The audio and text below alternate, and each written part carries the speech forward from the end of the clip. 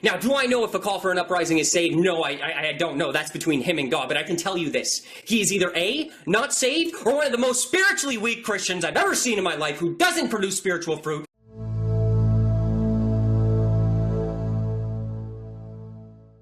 Hey Faith family, it's Brother Mario. I pray you're having a wonderful day. I wanted to go ahead and make a video to respond to a call for an uprising's most recent video. Why would you need to respond to his video that has nothing to do with you? I wonder what the motivation could be.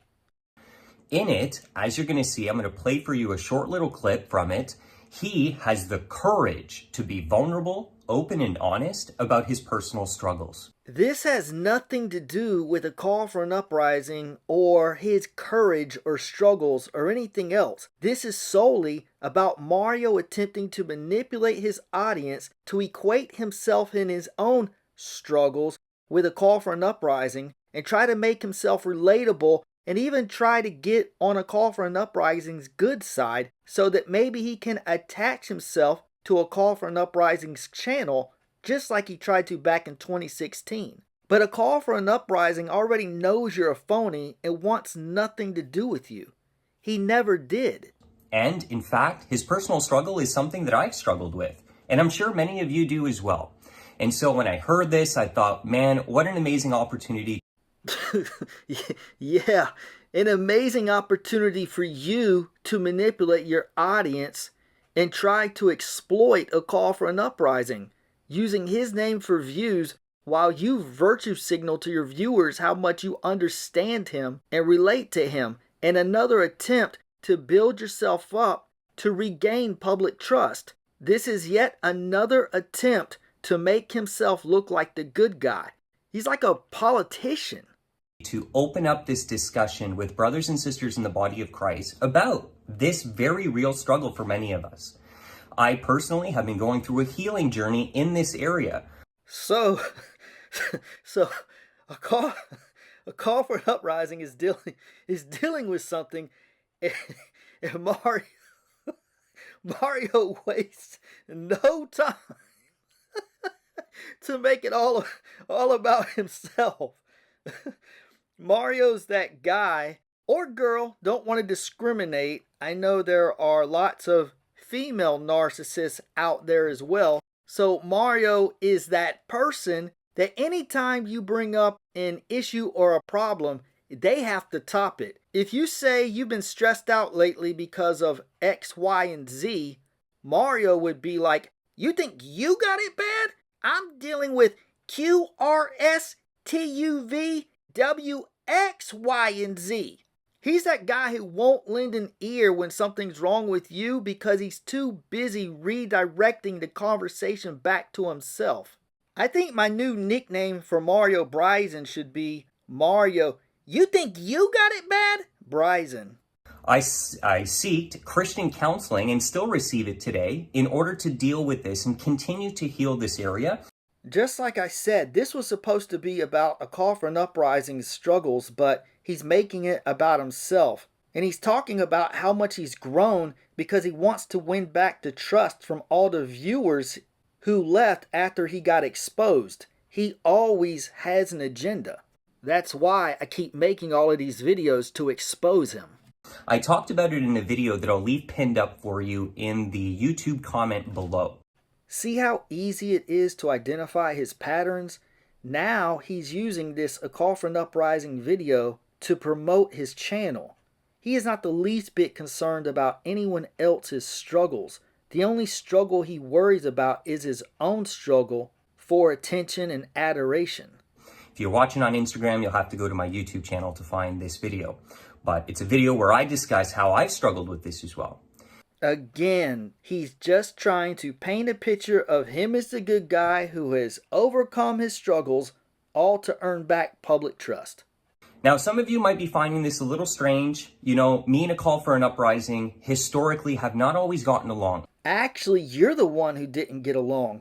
All he ever tried to do was mind his own business, and you kept trying to get him to work with you, and when he wasn't interested, you started beef with him to create drama for your channel. He had like one public debate with you online, and he was just trying to point out how judgmental and prideful you were. But honestly, there really wasn't much of a feud between Mario and A Call for an Uprising, because A Call for an Uprising ignored Mario for the most part because he understands that is how you deal with a narcissist.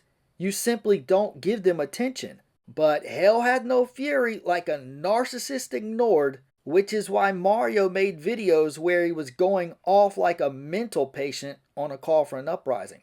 You are an embarrassment to the Christians here. You have no fruits of the Spirit. What a disgrace you are. When you stand in front of God, you're going to be disgraced. Total disgrace. An embarrassment to Jesus Christ because you have no fruit. You're an embarrassment to Jesus Christ. You have no spiritual maturity. Now, my friend, you're just proving, go ahead and prove to the entire Christian community, dude, that you're not a real Christian, that you don't have any spiritual fruit. Now, keep in mind that when Mario made that video, he was using ministry donations his viewers sent him on drugs and escorts. Do you know why I'm the most hated? Because I'm the most real Christian in this community, bro. I'm the most Holy Spirit-filled Christian. That's why they attack me. That is just how easy it is for him to look into the camera and lie and brag about how holy and righteous he is, knowing full well that his lifestyle is the complete opposite. Someone like that has to have their conscience seared, because no one with a normal conscience would do that.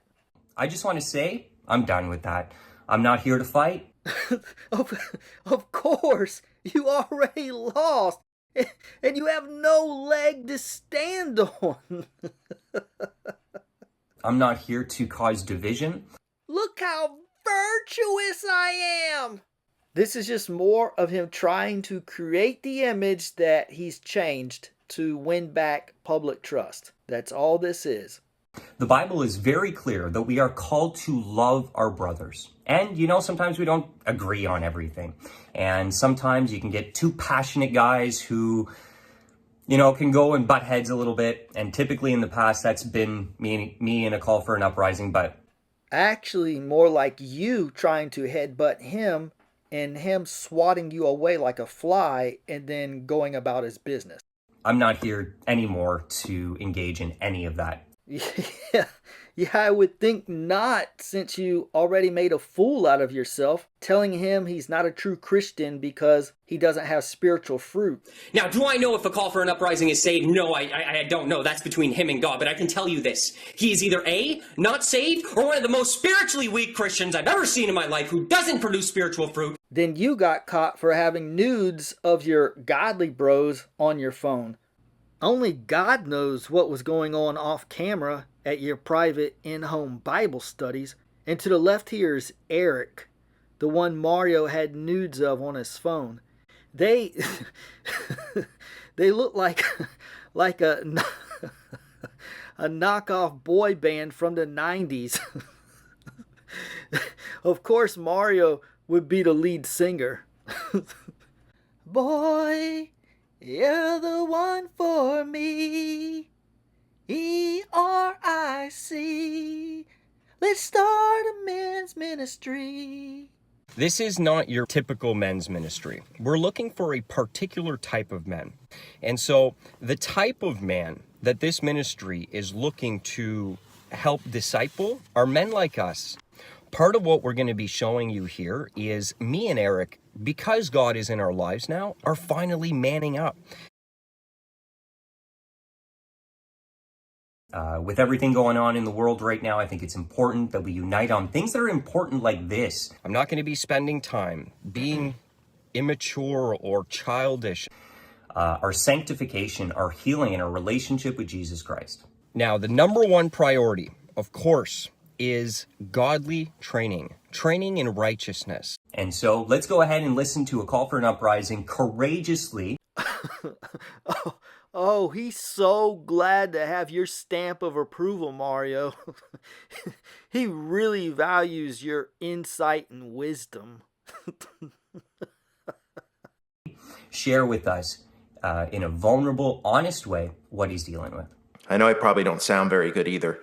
I just want to apologize for not putting out as much content as I should. It makes me feel really, really guilty. I've been dealing with a lot of, I guess, self-worth issues and other things, which I shouldn't be dealing with, but I bring upon myself because I guess it's just one of those things like when you're a kid or whatever, and you never deal with it, and I personally just have this, if you've listened to my channel for a long time, I always kind of say, if I'm lucky enough to get to heaven, and people are like, why would you ever say something like that? Of course, if you believe, you're going to go. And I've just always had these self-worth issues where I don't feel like I'm good enough, and I'm not going to get emotional. But specifically to God, like thinking about what Jesus did for us. And I know other people listen, they'll be like, all this religious mumbo jumbo stuff. But if you truly believe and you truly care in your heart, knowing what Christ did for us, and then we still sin and we still, it just gets to me. I just wish I could be a better person. I think a lot about sometimes how I treat others, some of the stuff I say, not being as forgiving to others, not praying for our enemies, and some of the things I end up saying in my videos, and I reflect on it. It makes me feel really guilty, and I just really, have been struggling last week with wanting to be a better person, and I want to put out content to help people, I know some of the times I put out content, and I get it. Some people will be like, this isn't the most important stuff, but I get it. People are entertained by it, or at least they can get a laugh out of the severity and the nonsense going on in today's world. But this is a video where I've had this on my list for since I started 5 years ago, because, I was able to read all the comments back then because I didn't have a lot of subs and I had the time to.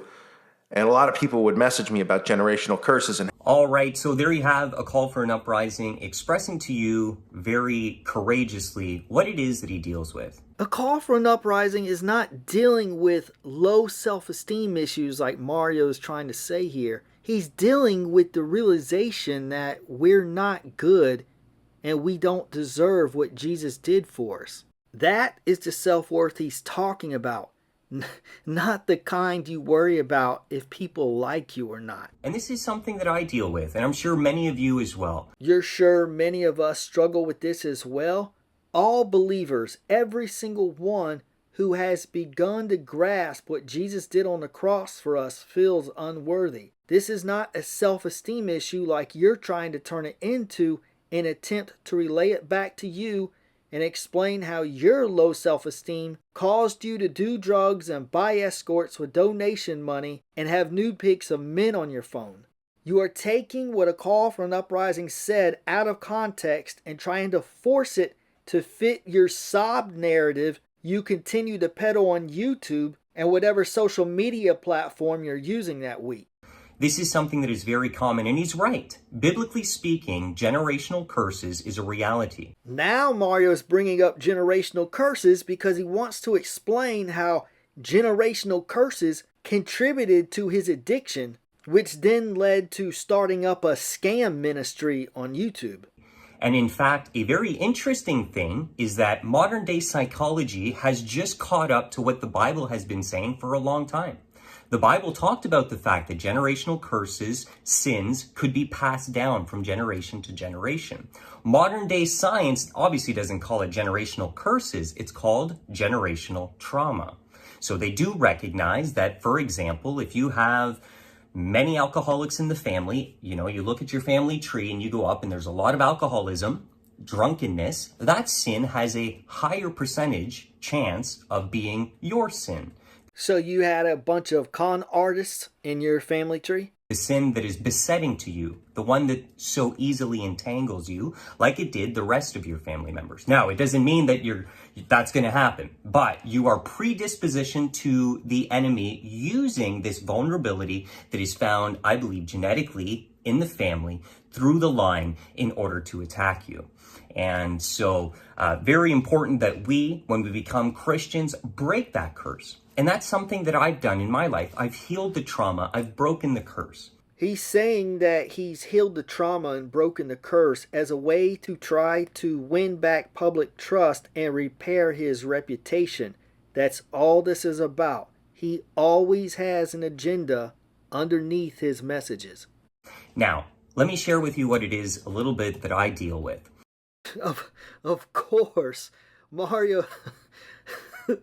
Mario always brings it back to his favorite subject, himself.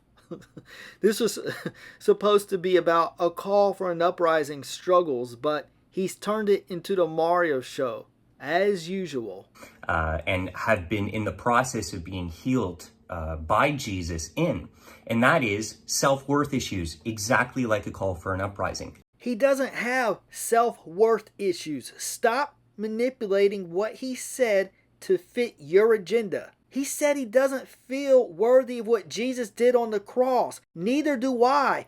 Neither do any of my viewers watching this. But of course, you're going to try to attach yourself to a call for an uprising and become relatable.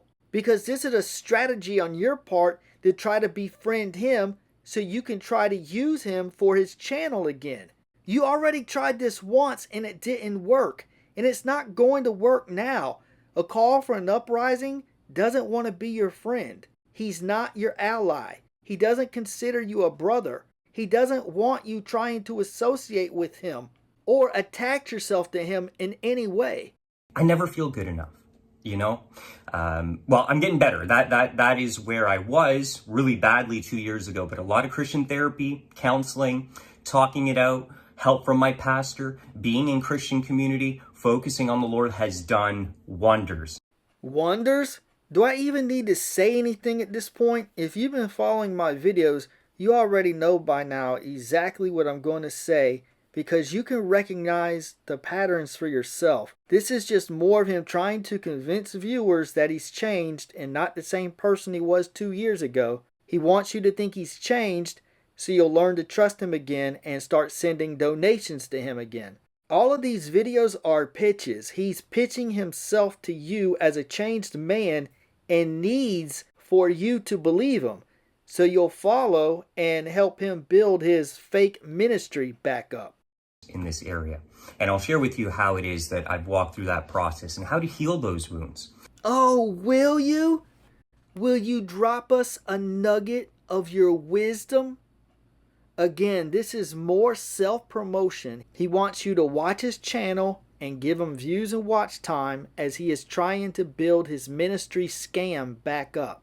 And how the Lord has been doing it and continues to do in me. Just more trying to convince you that he's changed. You'll notice that's been the continual theme in pretty much every video he's made since getting exposed in 2019. So my father received traumatic, basically abuse from his mother, telling him, you're not good enough, you're a loser, you're this, you're that.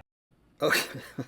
All right, so now he's going to tell you that the generational curse in his family is what contributed to his low self-esteem, and that low self-esteem is what caused him to do drugs. And because of his drug addiction is why he spent your ministry donations on drugs and escorts instead of using it for ministry purposes. But the good thing is that God has since healed him of his generational curse and his addictions. And so now you can trust him again. So go ahead and give him your donations. You know, and the interesting thing is I was talking to my uncle not long ago, and my grandma actually most likely received that from her father, from what my uncle knows. And so how far up does this go? We don't know. But it was passed down. My grandpa made my grandma feel like she wasn't good enough. And then she, because she didn't nip it right there and she allowed the sin to continue, she passed it on to my father. And then my father unknowingly, subconsciously did the same thing to me. But here is where it ends in Jesus' name. Look at how phony this dude is. He looks like a used car salesman. Now he's really laying it on thick to bring it home to his main point, that he is now healed and you can trust him. We're not going to continue this. I am not going to have a child and impose on them this at all. There's no way. I promise you that. The curse has been broken. So how has Jesus been healing me in this process? Well, it's through the renewing of our mind. You know, the parent oftentimes can have a huge, not oftentimes, has a huge impact on the child. And so when you're always trying to please your mom or your dad, and you're told all over the place that you never meet their standards, you're never good enough, what does that do? That leaves you traumatized, hurt, and wounded. And so you have self-worth issues because you've been so beaten that you're not good enough, that's how you feel all the time. And one of the ways that not feeling good enough was working itself out in terms of my behavior was self-destructive drug and alcohol use. I didn't feel good enough. I felt like a loser. And guess what? Losers, that's what they do. Can you recognize what he's doing? Just trying to convince you he's changed from who he used to be. If he can get you to believe the why of how he was, then he can take you to the next phase, the how he was able to change. So that if you believe he has changed, then you'll want to support his so-called ministry. They just drink and self-destruct. And so this self-hatred that I had within myself, never thinking that I'm anything, I'm a loser, I'm a failure, I'm a waste of space, allowed me to fall into the negative pattern of behavior that led to self-destructive habits. You can see exactly what he's doing, so you have to ask, why is it so important to convince his viewers he's changed? What is the motivation? Why is it so important to convince a bunch of strangers on the internet that you've changed? Obviously, because you want those strangers to start donating again. And that is the whole ammo for essentially all of his videos. So anyway, you get the point. I'm going to go ahead and stop now because there's really not much else to say about this particular video. But hey, one positive thing, at least he didn't cry on this one. Which reminds me, be on the lookout in the next couple of days for my new video. People have said things like, Mario, you only came clean when you got exposed. Yeah. Now, the number one priority, of course, is godly training, training in righteousness. We're looking for a particular type of man. And so the type of man that this ministry is looking to help disciple are men like us. I'm not going to be spending time being immature or childish. Part of what we're going to be showing you here is me and Eric, because God is in our lives now, are finally manning up. Boy, you got me shook. I can't eat. I can't sleep. I can't even scam without thinking of you.